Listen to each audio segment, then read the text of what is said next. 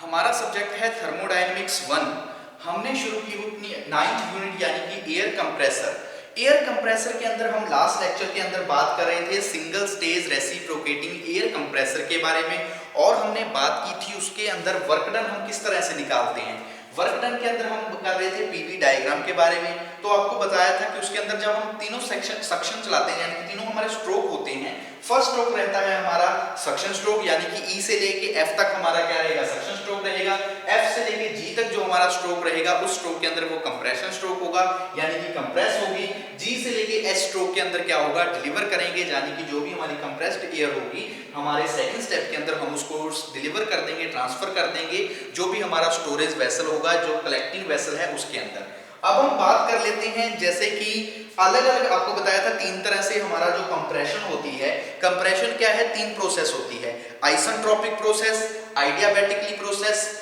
Isothermal process, polytropic. Isentropic और adiabatic एक ही process है, आप उसको आइडियाबैटिक या फिर आइसेंट्रोपिक भी बोल सकते हैं। उसी तरह आइसोथर्मल और होती है पॉलीट्रोपिक। पहले हम बात करेंगे सबसे पहले when compression of air take place polytropically, यानी कि जब F से लेके G के अंदर जो हमारी कंप्रेशन हो रही है यानी कि जो एयर कंप्रेस हो रही है अगर वो पॉलीट्रोपिकली हो रही है तो उस दौरान हमारा वर्क डन क्या रहेगा, तो उस दौरान जो हमारा वर्क डन है वो क्या रहेगा। तो सबसे पहले तो हम बात कर लेते हैं जैसे कि P1 है। P1 हम जैसे ये चीज है P1 है, हम यहाँ पे किसको बोलते हैं, जब भी हम बात करेंगे रेसिप्रोकेटिंग एयर कंप्रेसर के बारे में या फिर हम बात करेंगे हमारे पॉलीट्रोपिकली जब हम कंप्रेशन कर रहे हैं एयर को पीवी डायग्राम के अंदर, तो P हम डिनोट करते हैं प्रेशर के लिए, V हम डिनोट करते हैं वॉल्यूम के लिए, T हम डिनोट करते हैं टेम्परेचर के लिए। तो P1 का मतलब प्रेशर होगा इनलेट वाल्व पे यानी कि बिफोर कंप्रेशन। P1 अगर हम लिखें तो P1 हमारा क्या रहेगा, P1 हमारा रहेगा कंप्रेशर बिफोर कंप्रेशन यानी कि कंप्रेशन शुरू होने से पहले जो हमारा प्रेशर होगा वो कहलाएगा P1। इसी तरह आफ्टर कंप्रेशन जो हमारा प्रेशर होगा वो हमारा कहलाएगा P2।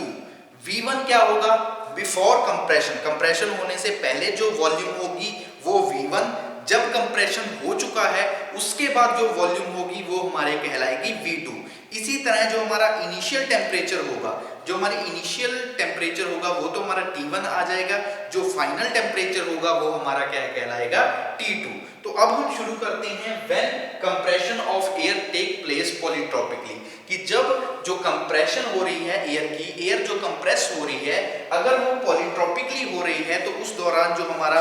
वर्क डन होगा तो वर्क डन वो किस तरह से होगा। तो जब हम एरिया निकालेंगे W यानी कि एरिया, सॉरी एरिया नहीं वर्क डन, जब हम W यानी कि वर्क डन निकालेंगे तो वर्क डन निकालने का जो फॉर्मूला होता है एरिया, एरिया किसके अंदर से हमने निकालना है, EFGH। जो भी हमारा वर्क डन निकलेगा वो कहां से निकलेगा, EFGH यानी कि कितने साइकिल में से हम निकालेंगे हमारा वर्क डन, EFGH। हम वर्क डन किस में से निकालेंगे, वर्क डन हम निकालेंगे इस एरिया में से। ये हमारा EFGH वाला, ये वाला जो साइकिल रहेगा इस साइकिल में से हमने क्या निकालना है, वर्क डन निकालना है। तो वर्क डन निकालने के लिए इस साइकिल के अंदर और कौन कौन सी चीजें आई हैं उस सारी चीज को हम क्या करेंगे, कंसीडर करेंगे। तो एरिया हम क्या लिखेंगे, is equal to area, area क्या क्या आ गया हमारे पास आ जाएगा ई डैश, पहले हमारे पास क्या है ई डैश यानी कि इसको भी कंसीडर करेंगे एरिया यानी कि पूरा एरिया, ई डैश साथ में हो जाएगा H, ई डैश H और क्या आ जाएगा G और G डैश, यानी कि पहले हम बात करेंगे इन सारे एरियाज को हम क्या करेंगे, जोड़ देंगे और उसमें से टोटल वाले को क्या कर देंगे, माइनस, यानी कि बीच वाले को हम क्या करेंगे, माइनस कर देंगे। तो हम क्या कर रहे हैं, सबसे पहले एरिया, एरिया हम किसका लिख रहे हैं, ई डैश से लेके H तक का, G से लेके G डैश तक का, यानी कि इतने हिस्से का एरिया हम कंसीडर कर रहे हैं जब हम कर रहे हैं फर्स्ट स्टेप के अंदर। E से H, H से G, G से G डैश, तो हमारा जो एरिया रहेगा वो क्या रहेगा, E डैश H, उसके बाद G और G डैश प्लस में, यहां तक पता लगा कि हमने अभी तक क्या किया है, हमने E डैश और H ये सारा इधर से G और नीचे से h, यानी कि इतना हिस्सा ले लिया g डैश तक, g डैश e h, ये हिस्सा ले लिया। प्लस में, इसके प्लस में हम क्या कर रहे हैं, एरिया कर रहे हैं। किसके एरिया को प्लस कर रहे हैं, g f, g हमारा आ जाएगा g से हमारा आ जाएगा f, यानी कि ये हमारा क्या रहा, g से हमारा आ जाएगा f डैश, और f डैश से हमारा g डैश, यानी कि इतना हिस्सा आ जाएगा हमारा g डैश तक का। ये हमारा क्या रहेगा, g डैश तक का जो नीचे का हिस्सा है वो हमारा आ जाएगा, हम क्या लिखेंगे, जो हमारा आएगा एरिया। एरिया किसके अंदर आ जाएगा, एरिया, इसका एरिया हमने करना है प्लस में g e g f dash और g डैश, ठीक है। g डैश तक हमने क्या एरिया कर लिया, g f dash g dash. तो यहां तक देखो किस तरह से एरिया, पहले हमने एरिया जो किया है वो एरिया क्या है, E से लेके, E से जो हमारा एरिया हो जाएगा E, मान लीजिए E एरिया, ये वाला एरिया यहां से G तक का, G से हमने एरिया ले लिया ये वाला यहां तक का एरिया। ये एरिया प्लस में हम कर रहे हैं इस साइड का एरिया, यानी कि इतना एरिया प्लस में इस साइड, ये एरिया हमारा कितना बन जाएगा, देखो G से लेके F तक का एरिया, G से हमारा F से डैश और डैश से हमारा J वाला एरिया, यानी कि एक साइड तो हमने इस साइड का एरिया लिया है, दूसरे में इस साइड का, दोनों को हमने क्या कर दिया, प्लस कर दिया, दोनों को प्लस किया। उसके बाद हम कर देंगे माइनस, माइनस किस एरिया को करेंगे, तो माइनस जो हमारा पास एरिया बचेगा वो क्या बचेगा, E डैश, उसके बाद E डैश से E तक का, F से F डैश का, यानी कि F से F डैश, ये वाला नीचे वाले हिस्से का जो एरिया होगा इस एरिया को हम माइनस कर देंगे इन दोनों के एरिया से, ये वाला एरिया इन दोनों को प्लस करेंगे, उसमें से इसको हम क्या कर देंगे, माइनस कर देंगे, तो हमारे पास वर्क डन आ जाएगा। तो हम किस तरह से करेंगे, यहां तक समझ में आया। और प्लस में माइनस करेंगे, माइनस एरिया कितना होगा, E डैश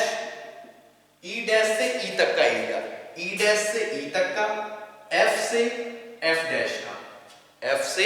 F डैश का एरिया। यहां तक पता लग गया एरिया के बारे में कि हम क्या कर रहे हैं, हमने पूरी प्रोसेस की, हमने एरिया निकालना है E F, जो हमारा E है E F G H, इतना एरिया निकालना है, इतने एरिया का वर्क डन निकालना है। तो इतने एरिया का वर्क डन निकालने के लिए हमें क्या करना पड़ेगा, हमें ये सारी प्रोसेस, यानी कि कितनी सारी प्रोसेस, ये पूरा टोटल या सारा टोटल, इस साइड का टोटल प्लस में ये वाले साइड, इन दोनों को हम क्या करेंगे, प्लस कर देंगे, और नीचे वाले हिस्से को, ये वाला जो नीचे बचा हुआ हिस्सा है इसको हम माइनस कर देंगे, इसको हम क्या करेंगे, माइनस कर देंगे। तो अब देखो हमारे पास जो एरिया है, यानी कि जो हमारा E H G और G डैश, इसके बीच में जो हमारा एरिया है वो क्या है, वो देखिए कितना बन रहा है, वो हमारा है P2, वो एरिया हमारा कितना है, P2V2, यहां तक इतना ही रह रहा है, यानी कि ये हमारा क्या है, यहां तक एरिया कर रहे हैं P1, ये हमारा रहेगा P1 P2, ये हमारा कहलाएगा P2V2, प्लस उसके बाद हमारा दूसरा एरिया है, यानी कि इस साइड का एरिया, ये हमारा क्या रहेगा, इसके अंदर क्या है, GF F डैश और G डैश, फिर ऊपर G तक चला जाएगा। तो इसके अंदर जो हमारा एरिया रहेगा वो बनेगा P2V2 माइनस जो हमारा एरिया होता है वो माइनस P1V1, डिवाइड बाय में क्या हो जाएगा, P1V1 डिवाइड बाय में आ जाएगा हमारा n माइनस में 1, माइनस यहाँ पे फिर से माइनस आ जाएगा, माइनस में अपना एरिया बचा है EF, यानी कि नीचे वाला एरिया, यानी कि P1 तक सीमित है। तो इसके अंदर हमारा जो बनेगा वो क्या रहेगा, P1V1, ये हमारा एरिया रहेगा P1V1, यहां तक पता लगा। उसके बाद क्या करेंगे, हम इसको ओपन कर लेंगे, यानी कि इसको ओपन करके लिखेंगे तो हमारे पास किस तरह से बन जाएगा, मान लो P2V2, ये n-1 है, ऊपर आ जाएगा n-1, यहां पे आ जाएगा, साथ में प्लस में यहां पे भी क्या बचेगा हमारे पास, P2V2 माइनस में P1V1 तक बचा, माइनस में ये ऊपर भी चला जाएगा, यानी कि P1V1 और साथ में आ जाएगा n-1। इतना पता लगा कि किस तरह से आया। और डिवाइड में हमारे पास तो है, डिवाइड में पूरे के डिवाइड नीचे आ जाएगा n-1, n-1 क्या आ जाएगा पूरे के डिवाइड में। तो एक बार फिर से देख लीजिए, हमने क्या किया, ये एरिया इनकी वैल्यूज पुट की, उसके बाद ये वाला है इसको हम ऊपर लेके जाएंगे तो इसके साथ मल्टीप्लाई हो जाएगा, ये सेम का सेम रहेगा, इसके साथ भी हम इसको मल्टीप्लाई कर देंगे तो ऊपर आ जाएगा, यानी कि ये नीचे रहेगा, तो काटेंगे, इक्वेशन हमारी सेम रहेगी, इसके अंदर कोई भी डिफरेंस नहीं आएगा। अब हम क्या करेंगे, इनकी मल्टीप्लाई कर देंगे, यानी कि जो जो चीज है हमारे अंदर उसको हम ऐड कर लेंगे। मान लीजिए हम यहाँ पे क्या करेंगे, इसके बाद हम क्या करेंगे कि जो हमारी संख्या है जैसे कि P2 V2 हो गया, n माइनस में n माइनस क्या आ गया हमारा 1 तो है, इसको हम ऐड कर लेंगे तो हमारा 1 बन जाएगा प्लस का, ये वाला P2 V2 है, इसको हमने ऐड कर लिया मतलब कॉमन रख लिया तो हमारे पास 1 लिख दिया, माइनस में उसके बाद हमारे पास क्या बचा P1 V1 बचा, यहाँ पे भी n माइनस 1 है, यहाँ पे भी P1 है, यहाँ पे भी P1 है, तो इसको भी हम किस तरह से लिख सकते हैं, इसको भी हम इसी तरह से लिख सकते हैं, n माइनस 1 कर सकते हैं, या फिर जैसे लिखा हुआ है कि 1 प्लस n माइनस में 1, क्योंकि माइनस माइनस क्या हो जाता है प्लस हो जाता है, माइनस माइनस प्लस हो जाता है, तो यहां तक पता लगा कि P2 V2 है, ये वैल्यू है, n माइनस 1 यहां तक सेम लिखा, ये सेम है तो हमने कॉमन लिख लिया, 1 लिख लिया इसके साथ पे, माइनस P1 V1 है, ये भी कॉमन है तो माइनस 1 हो गया, n माइनस 1 होगा, जो आगे पीछे करेंगे तो माइनस माइनस क्या बन जाता है प्लस बन जाता है, डिवाइड बाय इसकी क्या है, डिवाइड बाय है n माइनस में 1, डिवाइड बाय हमारे पास क्या है n माइनस में 1। अब हम इनके अंदर जो भी इनकी मल्टीप्लाई कर देंगे, जो भी इनकी मल्टीप्लाई होगी, जैसे कि मल्टीप्लाई के अंदर क्या आ जाएगा, जैसे कि n है, n को हम क्या कर लेंगे बाहर रख लेंगे, यानी कि कॉमन रखेंगे, यानी कि 1 से 1 कट जाएगा, n को हम क्या करेंगे बाहर रखेंगे, n P2 V2 1 से 1 कट गया, माइनस में इसी तरह हमारे पास यहाँ पे भी क्या आ जाएगा, यहाँ पे हमारे पास 1 है यानी कि n है, यहाँ पे भी माइनस में n बाहर आ जाएगा, P1 V1 डिवाइड बाय में क्या होगा n माइनस में 1, n माइनस 1 क्या हमारे पास आ जाएगा n माइनस 1, वर्क डन हमने यहाँ तक निकाला। तो यहाँ तक एक बार फिर से देख लीजिए, हमने क्या किया कि एरिया था, हमने एरिया निकालना है जो हमें EFGH का एरिया निकालना है, तो उसके लिए हमें क्या निकालना पड़ेगा, इतने एरिया प्लस में ये वाला एरिया, इन दोनों को प्लस करेंगे और उसके बीच में से इस वाले को हम क्या कर देंगे माइनस कर देंगे, तो हम वैल्यूज पुट करेंगे तो हमारे पास इतना आ जाएगा लास्ट तक। अब हम क्या करेंगे, इन दोनों के अंदर क्या है n कॉमन है, n हमारे पास क्या है कॉमन है, तो हम इसको इस तरह से भी लिख सकते हैं कि n बाहर निकाल दिया, P2 V2 माइनस में P1 V1 डिवाइड बाय में आ गया n माइनस में 1, तो इस तरह से भी हम लिख सकते हैं हमारी इक्वेशन को, ये हमारी इक्वेशन बन जाएगी फर्स्ट इक्वेशन, यानी कि इसको बात लीजिए, ये हमारी इक्वेशन कौन सी है, फर्स्ट इक्वेशन, ठीक है। तो यहां तक हम इस तरह से निकाल लेंगे हमारे वर्क डन को, किसके अंदर, पॉलीट्रॉपिकली प्रोसेस जब हम चल रही है, when compression of air take place in polytropically जब भी हमारा वर्क डन होगा तो हम उसको किस तरह से लिखेंगे, इस तरह से लिख सकते हैं। इसी तरह जब हमारी पॉलीट्रॉपिकली प्रोसेस चलती है तो पॉलीट्रॉपिकली प्रोसेस के अंदर क्या होता है, जो हमारी प्रोसेस होती है वो प्रोसेस बन जाती है V2 डिवाइड बाय में V1 is equal to P1 divide by में P2, इस तरह से हमारी क्या रहती है, पॉलीट्रॉपिकली प्रोसेस रहती है, तो हम वर्क डन निकाल सकते हैं आसानी से, PV is equal to MRT होता है, जैसे कि हमने पहले भी बात की हुई है कि pressure volume is equal to MRT। तो इस तरह से हम क्या करेंगे, पूरे वर्क डन को निकाल लेंगे when compression of air take place polytropically. जब हम पॉलीट्रॉपिकली बात करेंगे तो हमारा क्या आ जाएगा, ये आंसर आ जाएगा, ये हमारा क्या आएगा, आंसर आ जाएगा पॉलीट्रॉपिकली, जब भी हम बात करेंगे पॉलीट्रॉपिकली, ठीक है। अब हम बात कर लेते हैं, ये तो हमने बात की पॉलीट्रॉपिकली, अब हम बात कर लेते हैं इसी को, मतलब जो पॉलीट्रॉपिकली हमने ये इक्वेशन की है, इसको अगर हम फॉर्मूले के आगे अंदर पुट करते हैं, यानी कि पॉलीट्रॉपिकली एक इक्वेशन होती है कंप्रेशन की, उस कंप्रेशन इक्वेशन के अंदर जब हम इसको पुट करेंगे तो नॉर्मली जो हमारा फॉर्मूला बन जाएगा, वो फॉर्मूला क्या होगा, वो फॉर्मूला हमारा बनेगा n माइनस में 1। आपने यहां तक याद रखना है, अगर इसको याद रखोगे तो अच्छी बात है कि n MRT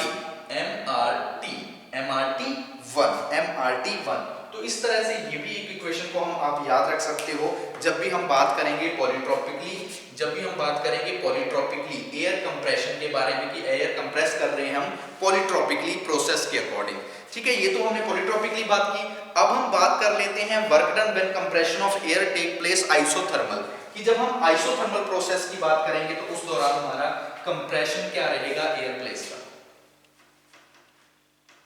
ठीक है, बात करते हैं हमारी कंप्रेशन के बारे में। ये तो हमने बात की हमारी पॉलीट्रॉपिकली। अब हम बात करते हैं, प्रोसेस हमारी चल रही है आइसोथर्मल। ठीक है, पॉलीट्रॉपिकली इसको रफ कर देते हैं। When compression of air take place isothermal, जो क्या है, टेक प्लेस आइसोथर्मल,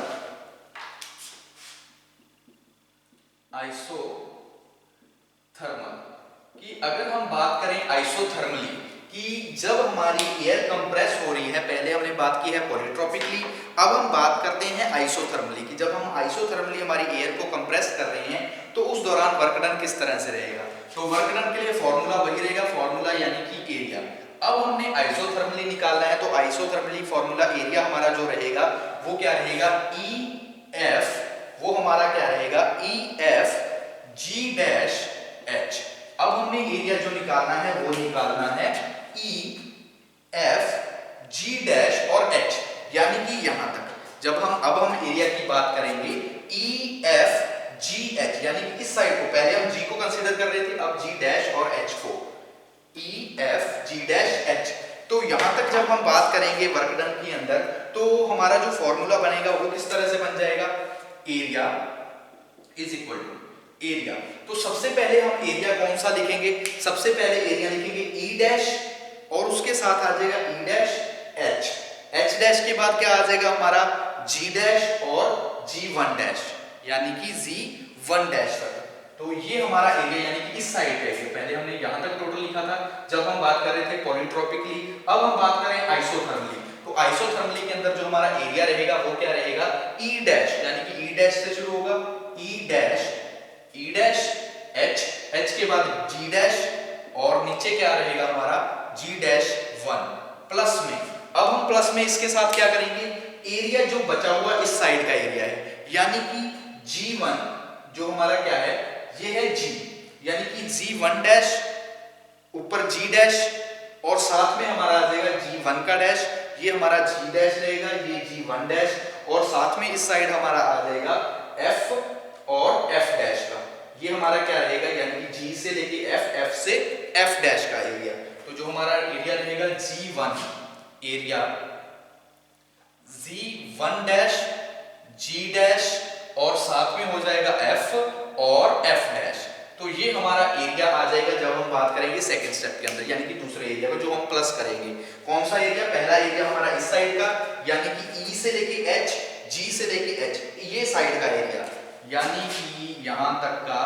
ये वाला एरिया है, ये वाला एरिया हमारा क्या रहेगा, पहला एरिया, ये वाला एरिया प्लस में हम क्या करेंगे, जी डैश ये वाला, यानी कि यहां से लेके ये वाला जो एरिया है, ये वाला एरिया नीचे ये वाला एरिया प्लस में ये वाला एरिया, इस एरिया को पहले इस एरिया को फिर ये वाला एरिया, इन दोनों एरिया को क्या करेंगे हम ऐड कर देंगे। माइनस हम किस में से करेंगे, माइनस हम करेंगे ई डैश वाला, एफ डैश और एफ डैश का, यानी कि जो नीचे का हिस्सा है उसको हम माइनस कर देंगे, माइनस ई डैश ई एफ डैश, ये क्या कर देंगे हम माइनस कर देंगे। इस जब हम बात कर रहे थे पॉलीट्रॉपिकली के अंदर हमने यहां तक कंसीडर किया था और प्लस में ये वाला पूरा किया था, लेकिन अब हम बात कर रहे हैं, ये वाला पूरा किया था, अब हम बात कर रहे हैं आइसोथर्मल, तो आइसोथर्मल में इतना प्लस में ये वाला एरिया, इन दोनों को ऐड करेंगे और नीचे वाले हिस्से को माइनस करेंगे जैसे हमने पॉलीट्रॉपिकली में किया था। तो हमारा जो फॉर्मूला बन जाएगा वो क्या बनेगा, वो हमारा बन जाएगा P2V2, हमारा क्या होगा P2V2 प्लस में P2V2, यही फॉर्मूला रहेगा P2V2 और ये क्या बन जाएगा नीचे लॉग, ठीक है, इसको जब हम ओपन करके लिख लेंगे तो हमारा log E V1 divide by में V2 हो जाएगा। ये हमें कैसे पता लगेगा, पॉलीट्रॉपिकली प्रोसेस के हिसाब से हमें पता लग जाएगा, माइनस में आ जाएगा P1 V1 हमारा ये आ जाएगा। तो हम इसको जब ओपन करके लिखेंगे तो हम इसको इस तरह से भी लिख सकते हैं P1 V1 log E V1 divide by में V1 डिवाइड बाय में V2 और जो हमारा वर्क डन आ जाएगा वो हमारा आ जाएगा W is equal to P1 V1 log E यहाँ पे हम लिख सकते हैं P2 डिवाइड बाय में P1, P2 डिवाइड बाय में V1 ऐसे लिख लो, या फिर W is equal to MRT, W is equal to MRT 1 log E R, ऐसे भी लिख सकते हो। तो इस तरह से दोनों फॉर्मूले सही है, दोनों से आप क्या निकाल सकते हैं, वर्क डन निकाल सकते हैं आइसोथर्मली प्रोसेस के according. When compression of air take place isothermal, तो आइसोथर्मली प्रोसेस के अकॉर्डिंग जो हमारा वर्क डन निकलेगा वो क्या निकलेगा, इस तरह से हम निकाल सकते हैं आइसोथर्मली वर्क डन। तो दो प्रोसेस के हिसाब से चला लिया, आइसोथर्मली, और हमने बात कर ली हमारी कौन सी प्रोसेस थी, पॉलीट्रॉपिकली। पहले हमने वर्क डन पॉलीट्रॉपिकली, फिर हमने बात की है आइसोथर्मली। अब हम लास्ट बात कर लेते हैं आइसेंट्रोपिक प्रोसेस के according, work done according isentropic की। आइसेंट्रोपिक प्रोसेस के अंदर हम वर्क डन किस तरह से निकाल लेते हैं, ठीक है, आइसेंट्रोपिक बोल सकते हो, या फिर हम उसको क्या बोल सकते हो, polytropic, adiabatic process.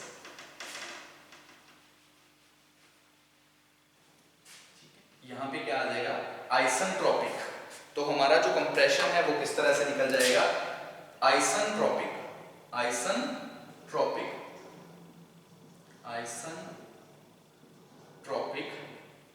Process, work done according two isentropic process की। आइसेंट्रोपिक प्रोसेस के अकॉर्डिंग जो हमारा वर्क डन है वो क्या रहेगा, तो उसके अंदर भी हम इसी तरह से करेंगे कि आइसेंट्रोपिक कंप्रेशन जब हम करेंगे हमारे किससे करेंगे, FG पॉइंट पे, F और G2 पॉइंट पे। अब हम बात करेंगे F और G2 पॉइंट पे, तो हम सिंपली हम बात कर लेते हैं वर्क डन और एयर साइकिल। जो हमारा फॉर्मूला होगा इसके अंदर हम फॉर्मूले में बात कर लेते हैं सिंपली, कि जो हमारा फॉर्मूला बनेगा वर्क डन निकालने का वो क्या रहेगा, वो हमारा फॉर्मूला रहेगा इसके अंदर, ठीक है, Y, इस तरह से हम लिखते हैं इसको Y, ये हमारा क्या रहता है Y,